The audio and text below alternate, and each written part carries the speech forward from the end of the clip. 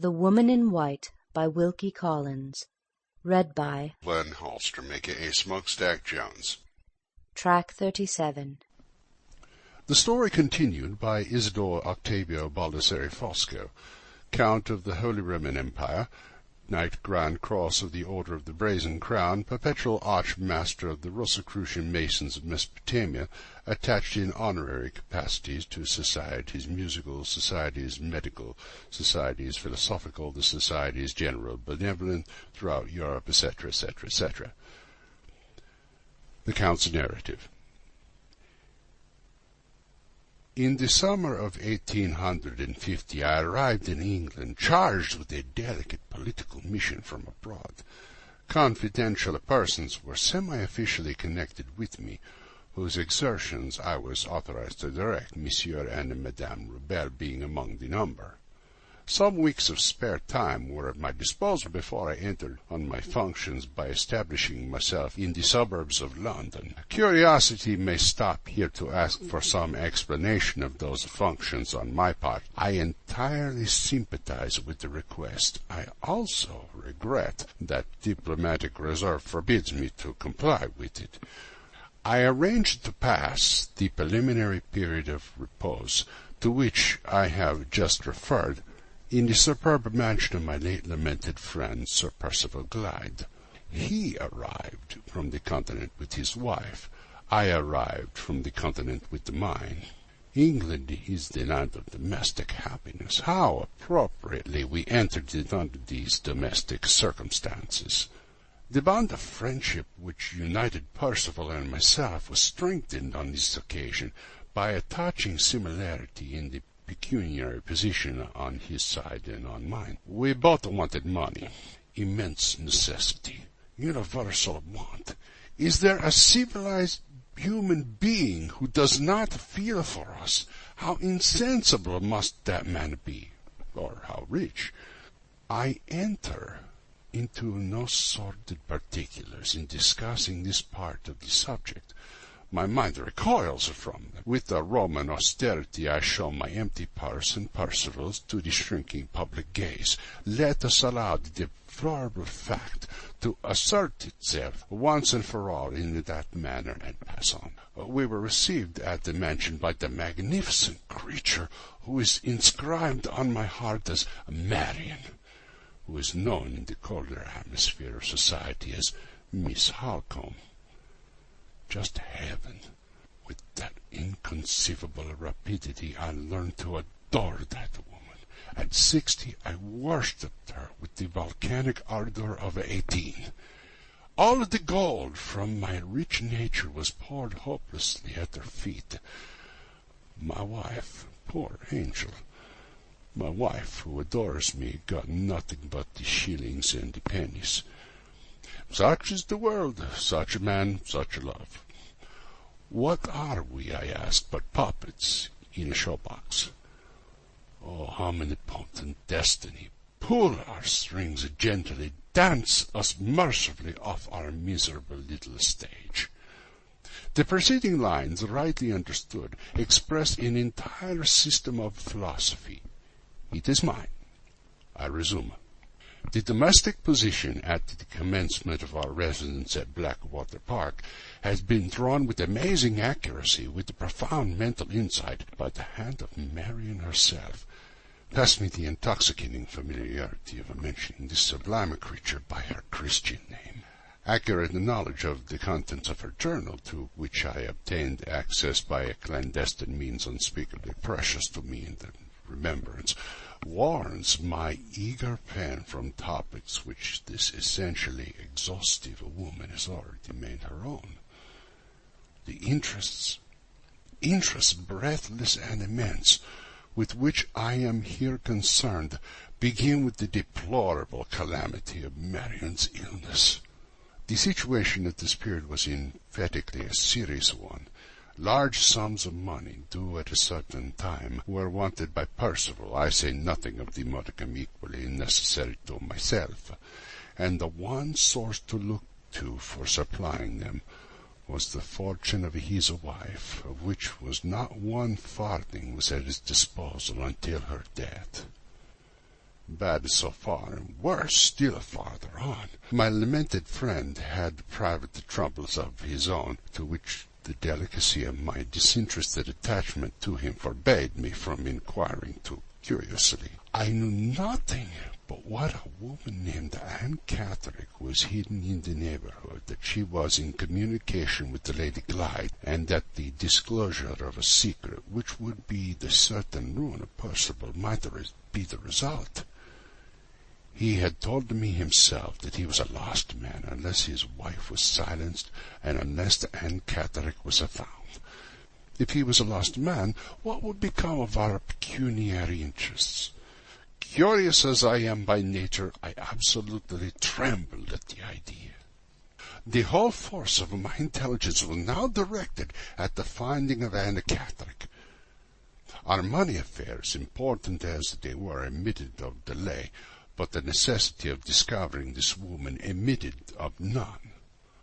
I only knew her by description as pretending an extraordinary personal resemblance to Lady Glyde. The statement of this curious fact, intended merely to assist me in my identifying the person of whom we were in search, when coupled with the additional information that Anne Catherick had escaped from a madhouse, started the first immense conception in my mind, which subsequently led to such amazing results. That conception involved nothing less than the complete transformation of two separate identities. Lady Glyde and Anne Catherick were to change names, places, and destinies, the one with the other, the prodigious consequences contemplated by the change being the gain of £30,000 and the eternal preservation of Sir Percival's secret.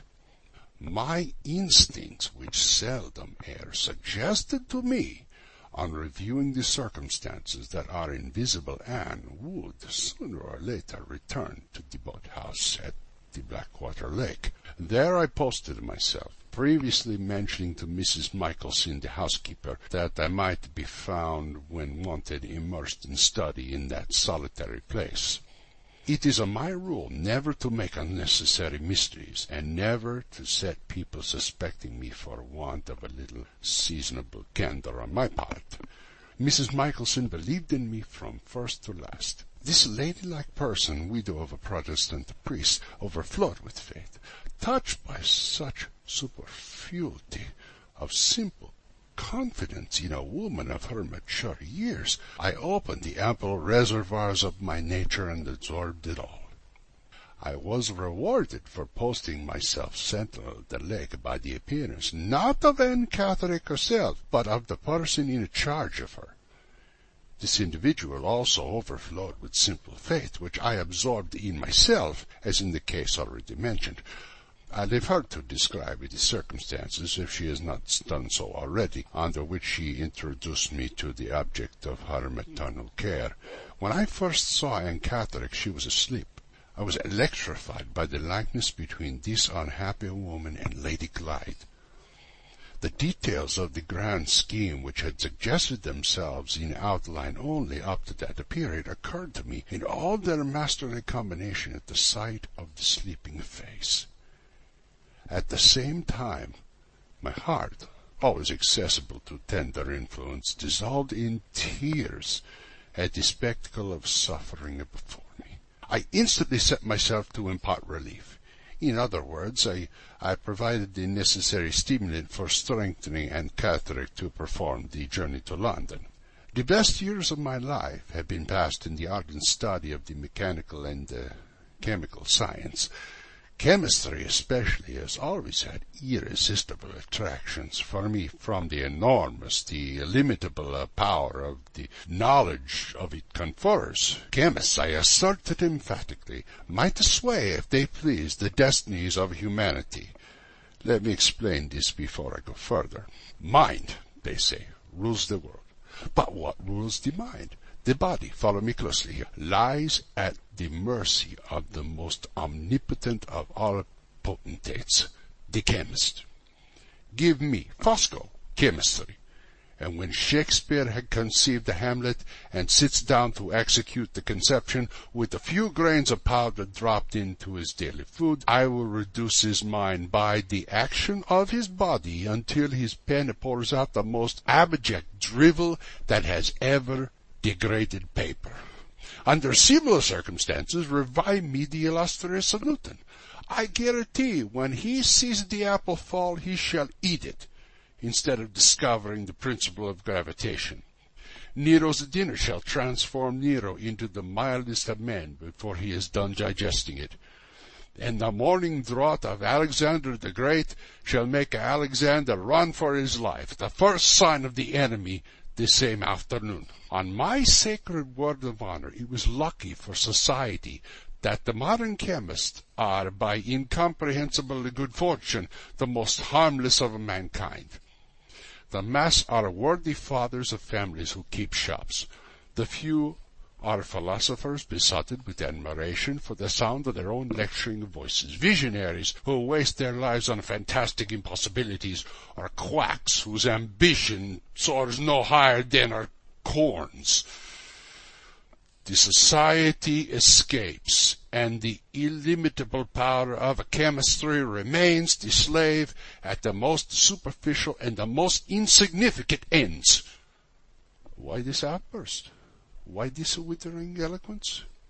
Because my conduct has been misrepresented, because my motives have been misunderstood. It has been assumed that I used my vast chemical resources against Anne Catherick, that I would have used them if I could against the magnificent Marian herself.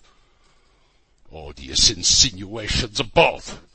All of my interests were concerned, as will be seen presently, in the preservation of Anne Catherick's life.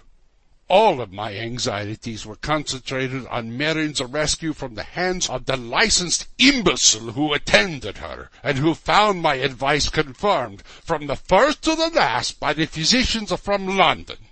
On 2 occasions only, both equally harmless to the individual on whom I practice, did I summon to myself the assistance of chemical knowledge. In the first of the 2, after following Marian to the inn at Blackwater, studying behind a convenient wagon, which hid me from her the poetry of motion as embroidered in her walk, I availed myself to the services of my invaluable wife, to copy one and to intercept the other of 2 letters which my adorned enemy had entrusted to a discarded maid. In this case, the letters being in the bosom of the girl's dress, Madame Fosco would only open them, read them, perform her instructions, seal them, and put them back again by scientific assistance, which assistance I rendered in a half-ounce bottle. The second occasion, when the same means were employed, was the occasion to which I shall soon refer, of Lady Glyde's arrival in London. Never at any other time was I indebted to my art as distinguished from myself. To all other emergencies and complications, my natural capacity for grappling single-handed with circumstances was invariably equal. I affirm all-pervading intelligence of that capacity. At the expense of the chemist, I vindicated the man. Respect this outburst of generous indignation. It has inexpressibly relieved me. En route, let us proceed. Having suggested to Mrs. Clement, or Clements, I'm not sure which, that the best method of keeping Anne out of Percival's reach was to remove her to London, having found that my proposal was eagerly received, and having appointed a day to meet the travellers at the station and to see them leave it, I was at liberty to return to the house and to confront the difficulties which still remained to be met. My first proceeding was to avail myself of the sublime devotion of my wife. I had arranged with Mrs. Clements that she should communicate her London address in Anne's interest to Lady Glyde. But this was not enough.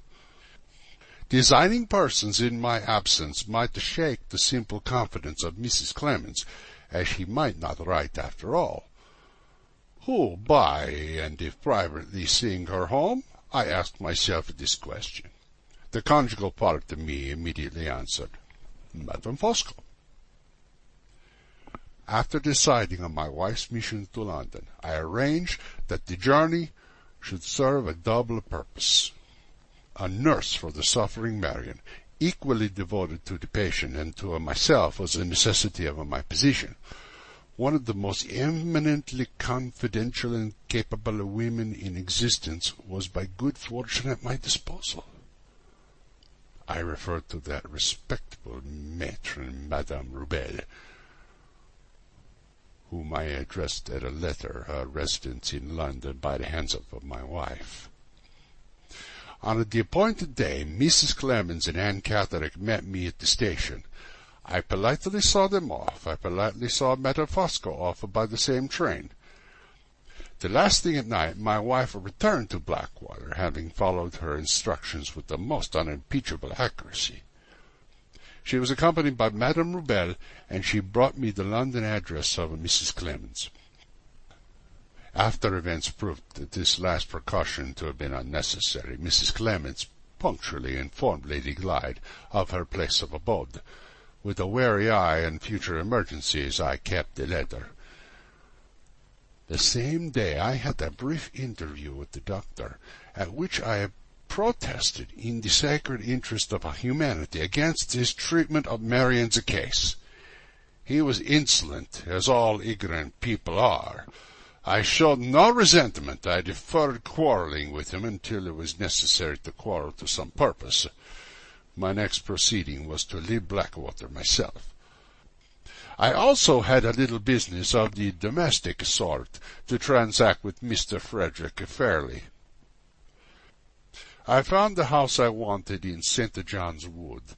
I found Mr. Fairley at Limmeridge, Cumberland. My own private familiarity with the nature of Marion's correspondence had previously informed me that she had written to Mr. Fairley proposing, as a relief to Lady Glyde's matrimonial embarrassments, to take her on a visit to her uncle in Cumberland.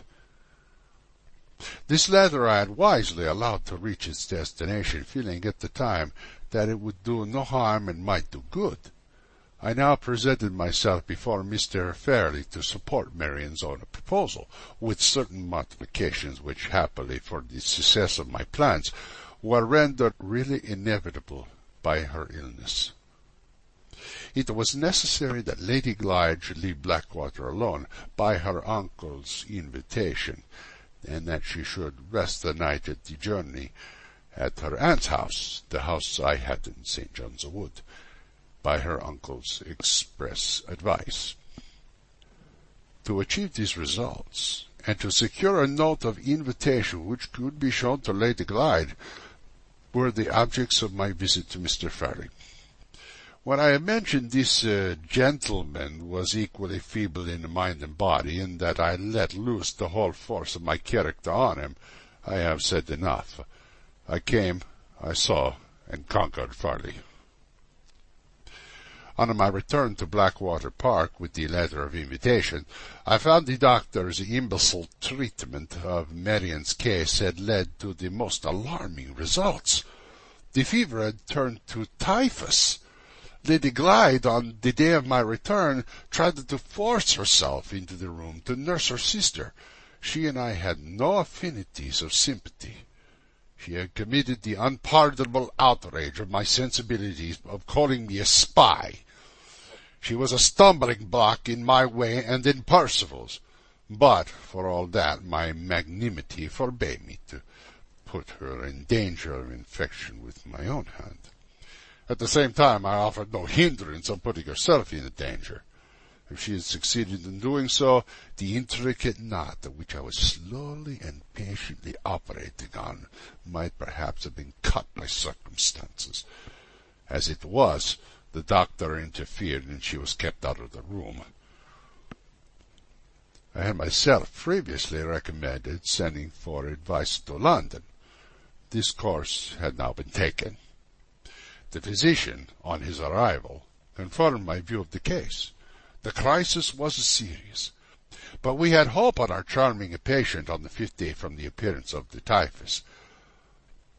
I was only once absent from Blackwater at this time, when I went to London by the morning train to make the final arrangements at my house in St. John's Wood, to assure myself by private inquiry that Mrs. Clemens had not moved, and to settle one or two little preliminary matters with her husband of Madame Rubel. I returned at night. 5 days afterwards, the physicians pronounced our interesting Marian to be all out of danger, and to be in need of nothing but careful nursing. This was the time I had waited for. Now that the medical attendance was no longer indispensable, I played the first move in the game by asserting myself against the doctor. He was one among many witnesses in my way whom it was necessary to remove. A lively altercation between us, in which Percival, previously instructed by me, refused to interfere, served the purpose in view. I descended upon the miserable man in an irresistible avalanche of indignation and swept him from the house. The servants were the next encumbrances to get rid of. Again I instructed Percival, whose moral courage required my perpetual stimulants, and Mrs. Michelson was amazed one day by hearing from her master that the establishment was to be broken up. We cleared the house of all the servants but one, who was kept for domestic purposes, and whose lumpish stupidity we could trust to make no embarrassing discoveries. When they were gone, nothing remained but to relieve ourselves of Mrs. Michelson, a result which was easily achieved by sending this amiable lady to find lodgings for her mistress at the seaside. The circumstances were now exactly where they were required to be. Lady Glyde was confined to her room by a nervous illness, and the lumpish housemaid, I forget her name, was shut up there at night in attendance on her mistress. Marian, though fast recovering, still kept her bed with Mrs. Rubel for nurse. No other living creatures but my wife and myself and Percival were in the house. With all the chances thus in our favour, I confronted the next emergency and played the second move in the game. The object of the second move was to induce Lady Glyde to leave Blackwater unaccompanied by her sister. Unless we could persuade her that Marian had gone on to Cumberland first, there was no chance of removing her, of her own free will, from the house.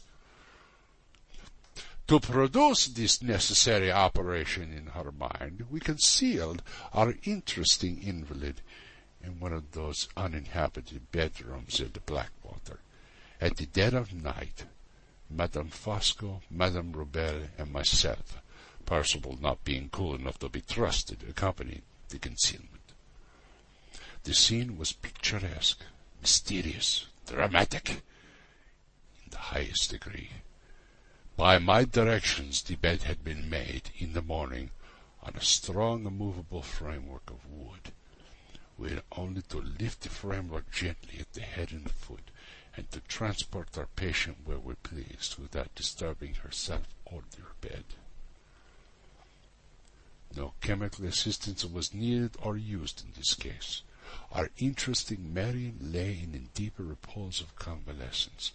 We placed the candles and opened the doors beforehand. I, in right of my great personal strength, took the head of the framework. My wife and Madame Rebel took the foot. I bore my share of that inestimably precious burden with the manly tenderness, with the fatherly care. Where is the modern Rembrandt who could depict our midnight procession? Alas for the arts, alas for this most pictorial of subjects! The modern Rembrandt is nowhere to be found. The next morning my wife and I started for London, leaving Marian secluded and in the uninhabited middle of the house under the care of Madame Rubel, who kindly consented to imprison herself with her patient for 2 or 3 days. Before taking our departure, I gave Percival Mr. Farley's letter of invitation to his niece, instructing her to sleep on the journey to Cumberland at her aunt's house, with directions to show it to Lady Glyde on hearing from me. I also obtained from him the address of the asylum in which Anne Catherick had been confined, and a letter to the proprietor announcing to that gentleman the return of his runaway patient to medical care. I had arranged, at my last visit to the metropolis, to have our modest domestic establishment ready to receive us when we arrived in London by the early train. In consequence of this wise precaution, we were enabled that same day to play the third move in the game, the getting possession of Anne Catherick. Dates are important here. I combine in myself the opposite characteristics of a man of sentiment and a man of business. I have all the dates at my fingers' ends.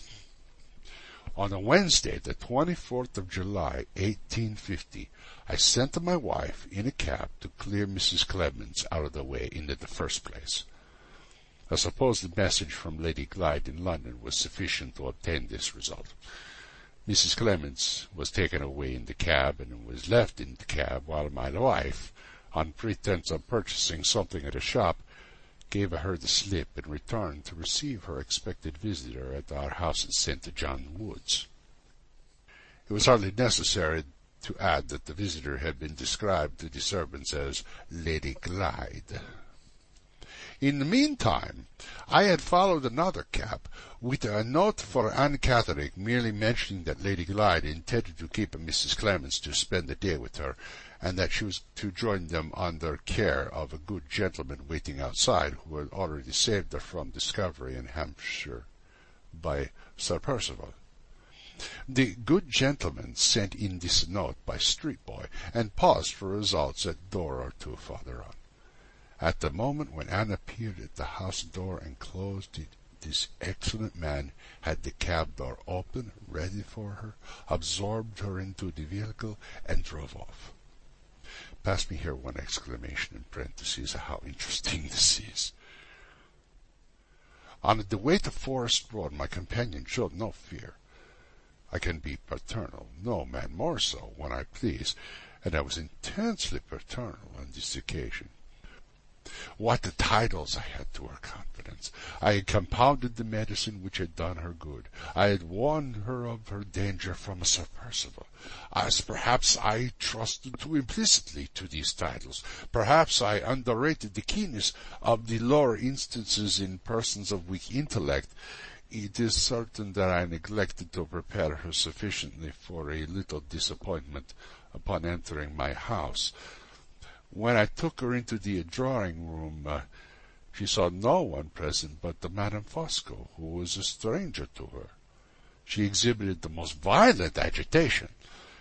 If she had scented danger in the air, as a dog scents the presence of some creature unseen, her alarm could not have displayed itself more suddenly and more causelessly. I interposed in vain.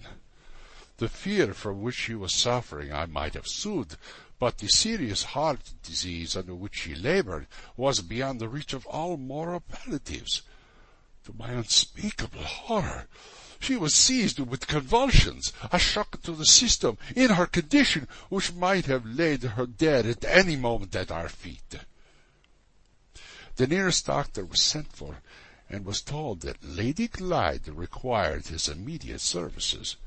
To my infinite relief, he was a capable man. I represented my visitor to him as a person of weak intellection subject to delusions, and I arranged that no nurse but my wife should watch in the sick room. This unhappy woman was too ill, however, to cause any anxiety about what she might say. The one dread which now oppressed me was the dread that the false Lady Glyde might die before the true Lady Glyde arrived in London.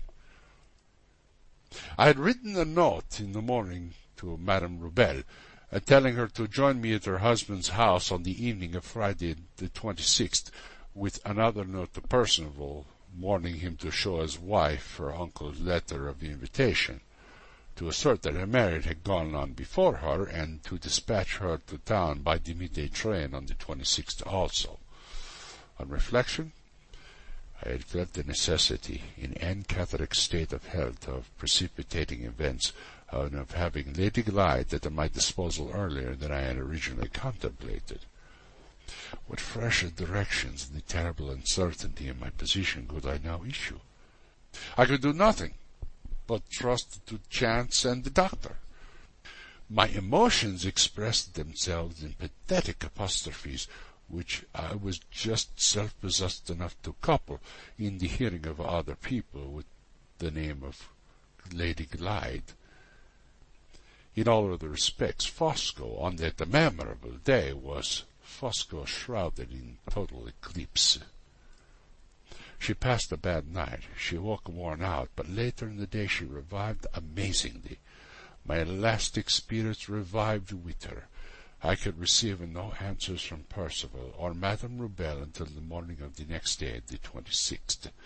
In anticipation of their following my directions, which, accident apart, I knew they would do, I went to secure a fly to fetch Lady Glyde from the railway, directing it to be at my house on the 26th at 2 o'clock. After seeing the order entered in the book, I went on to arrange matters with Monsieur Rubel. I also procured the services of 2 gentlemen who could furnish me with the necessary certificates of lunacy. One of them I knew personally. The other was known to Monsieur Rubel. Both were men whose vigorous minds soared superior to narrow scruples. Both were laboring under temporary embarrassments. Both believed in me. It was past 5 o'clock in the afternoon before I returned from the performance of these duties. When I got back, Anne Catterick was dead. Dead on the 25th. And Lady Glyde was not to arrive in London until the 26th. I was stunned. Meditate on that. Fosco stunned. It was too late to retrace our steps.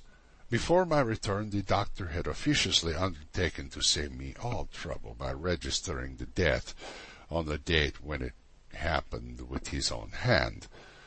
My grand scheme, unassailable heretofore, had its weaker place now. No efforts on my part could alter the fatal event of the 25th. I turned manfully to the future. Percival's interest and mine being still at stake, nothing was left but to play the game through to the end. I recalled my impenetrable calm and played it. On the morning of the 26th, Percival's letter reached me, announcing his wife's arrival by the midday train. Madame Rubel also wrote to say she would follow in the evening. I started in the fly, leaving the false Lady Glyde dead in the house to receive the true Lady Glyde on her arrival by the railway at 3 o'clock. Hidden under the seat of the carriage, I carried with me all the clothes Anne Catterick had worn on coming unto my house. They were destined to assist the resurrection of the woman who was dead in the person of the woman who was living. What a situation! I suggest it to the rising romance writers of England. I offer it as totally new to the worn-out dramatists of France. Lady Glyde was at the station.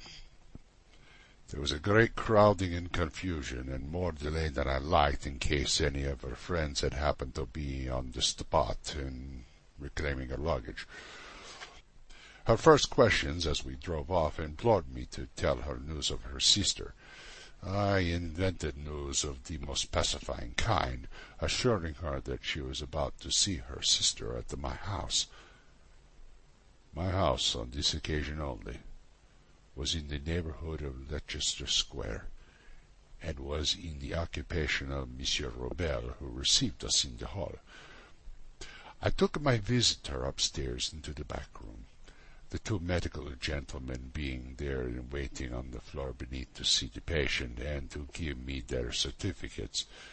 After quieting Lady Glyde by the necessary assurances about her sister, I introduced my friends separately to her presence. They performed the formalities of the occasion briefly, intelligently, conscientiously.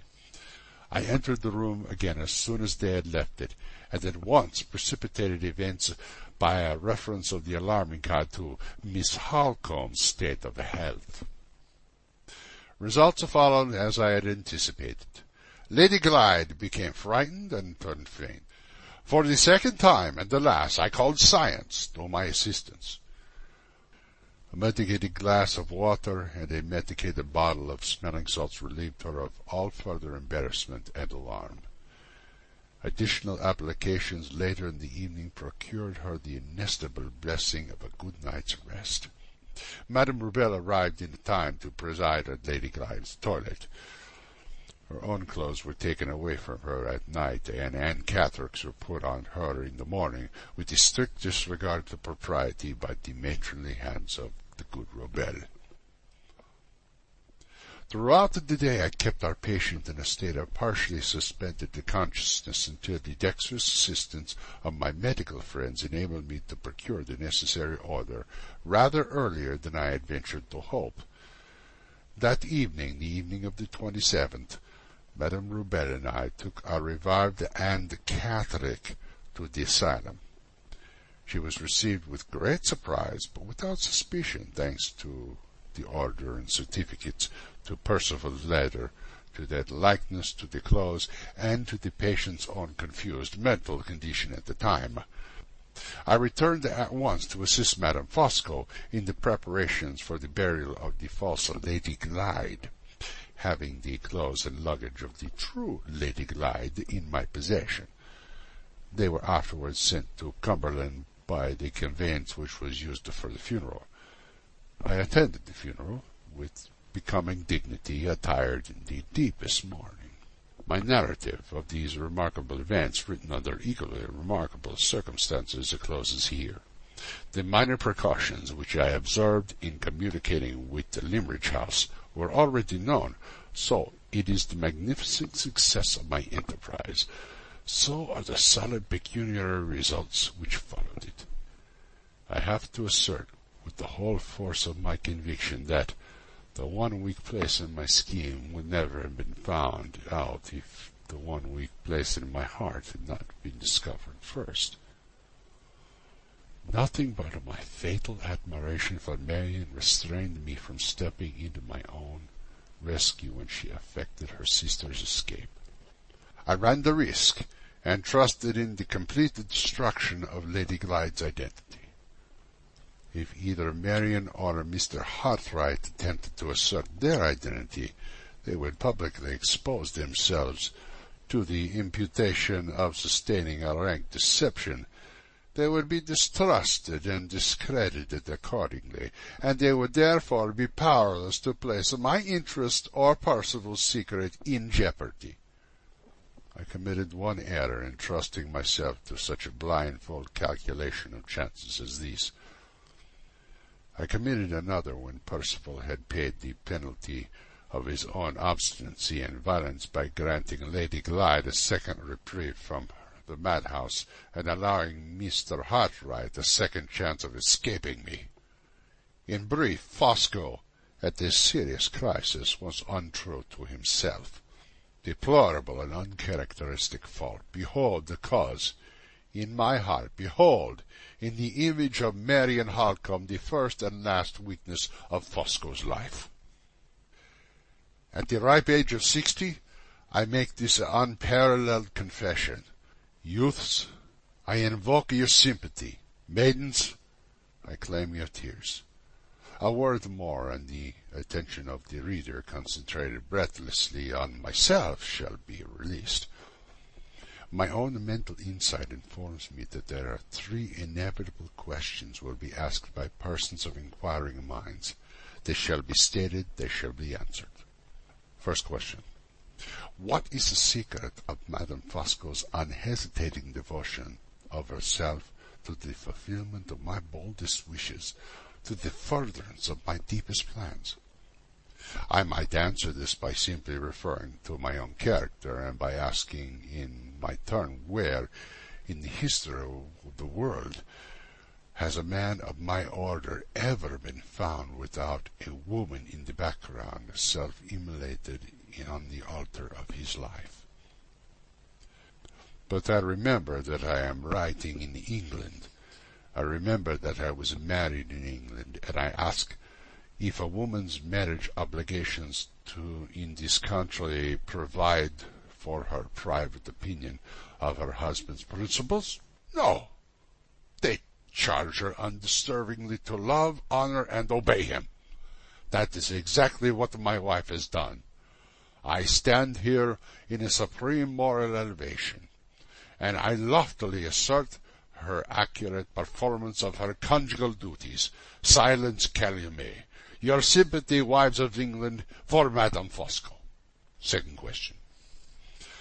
If Anne Catherine had not died when she did, what should I have done?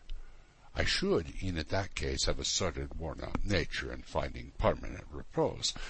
I should have opened the doors of the prison of life, and have extended to the captive, incurably afflicted mind and body both a happy release. Third question. In a calm revision of all the circumstances, is my conduct worthy of any serious blame? Most emphatically no. I have not carefully avoided exposing myself to the odium of committing unnecessary crime. With my vast resources in chemistry, I might have taken Lady Glyde's life. At immense personal sacrifice, I followed the dictates of my own ingenuity, my own humanity, my own caution, and took her identity instead. Judge me what I might have done, how comparatively innocent, how indirectly virtuous I appear in what I really did. I announced on beginning that this narrative would be a remarkable document. It has entirely answered my expectations. Receive these fervid lines, my last legacy to the country I live forever. They are worthy of the occasion and worthy of Fosco. End of Track 37.